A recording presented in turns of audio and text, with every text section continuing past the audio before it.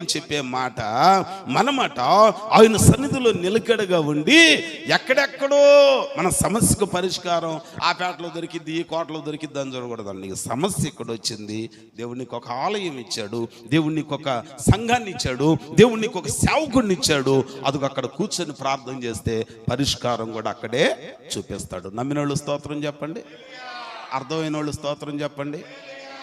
బయటికి వెళ్ళి ఎండు తాటాకులు కట్టారా, దేవుడు ప్రతిఫలం ఇస్తాడు. వాక్యంలో ఉన్నది నేను చెప్తున్నా, జాగ్రత్త జాగ్రత్త. వాక్యంలో ఉన్నది చెబుతున్నా. సమస్య ఎక్కడొచ్చిందో సమస్యకు పరిష్కారం కూడా అక్కడే ఉంది. కాకపోతే నువ్వు చేయాల్సిన పని ఏంటనంటే అది ప్రార్థన చేస్తూ బుద్ధి కూడా ఎట్లా ఉండాలి, మారను. అందుకని ఒక ఆయన మారాలి మారాలి నీ మనసే మారాలి, మారిన మనసు దేవునికి ఇస్తే ఫలితం ఉంటుంది. మారట్లా, మారామంటూ వేషం వేస్తారు, బలి